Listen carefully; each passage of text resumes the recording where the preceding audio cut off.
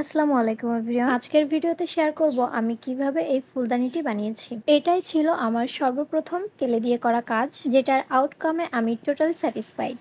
তো সর্বপ্রথম আমি এখানে এয়ার ড্রায়ার ক্লে নিয়ে নিয়েছি। এরপর হার্ডেনার আর ক্লেটাকে ভালোভাবে মিশিয়ে থেকে একটু একটু নিয়ে কয়েকটা লাড্ডু বানিয়ে নিতে হবে। এবার লাড্ডুগুলোকে হাতের সাহায্যে প্রেস করে ছোট ছোট কয়েকটা রুটি বানিয়ে নিতে হবে। তবে লাড্ডুগুলোকে প্রেস করে রুটি বানানোর আগে এখানে একটু পাউডার ব্যবহার করতে হবে। আমি যেহেতু প্রথমবারের মতো ক্লে দিয়ে কাজ করছিলাম, সে কারণে আমার বেশ কয়েকটা রুটি নষ্ট হয়েছে এগুলোকে ওঠাতে যেয়ে। তবে এইখানে সামান্য পরিমাণে পাউডার ব্যবহার করলেই রুটিগুলোকে খুব সহজেই উঠিয়ে আনা যায়। তো আপনারা অবশ্যই যখন লাড্ডুগুলোকে রুটি বানাতে যাবেন তার আগে অল্প একটু পাউডার ব্যবহার করবেন। এখন আমি একটা রুটিকে ছুরির সাহায্যে কেটে দুইটা রুটি বানিয়ে নিব। ওয়েট, এতগুলা রুটিতে কি হবে?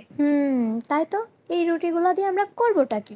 আসলে এই রুটিগুলাই হবে আমাদের গোলাপ ফুলের পাপড়ি, অর্থাৎ এই রুটিগুলা দিয়েই তৈরি হতে যাচ্ছে আমাদের গোলাপ ফুল। তো যাই হোক, এখন এই রুটিগুলাকে একটার উপর একটা রেখে রোল করে হাতের সাহায্যে এরকম করে একটু একটু করে মেলিয়ে দিতে হবে, যাতে প্রপার একটা গোলাপ ফুলের পাপড়ি শেপ চলে আসে। আর এই প্রসেসটা আপনারা আপনাদের হাতের সাহায্যেই করতে পারবেন। দেখতেই পাচ্ছেন আমি নিজেও সম্পূর্ণ কাজটি হাতের সাহায্যেই করেছি, কোনো রকমের এক্সট্রা কোনো টুল এখানে আমি ইউজ করিনি। সো যাদের কাছে ক্লে দিয়ে কাজ করার কোনো রকমেরই কোনো সরঞ্জাম নাই, তারাও কিন্তু কোনো রকম সরঞ্জাম ছাড়াই এই ক্রাফটটি বাড়িতে করতে পারবেন। তো যাই হোক, এই যে বকবক করতে করতে আমার গোলাপ ফুলটা একদমই রেডি হয়ে গেছে। এখন আমি ফেভিকলের সাহায্যে ফুলটিকে আমার ফুলদানির সঙ্গে সেট করে নিব। তো এখানকার এই ডিজাইনটি আমি খুবই সিম্পলের ভিতরে রেখেছি, কারণ আমার কাছে মাত্র এক প্যাকেট ক্লে ছিল, যেটা দিয়েই মূলত আমাকে এই সম্পূর্ণ কাজটি কমপ্লিট করতে হতো।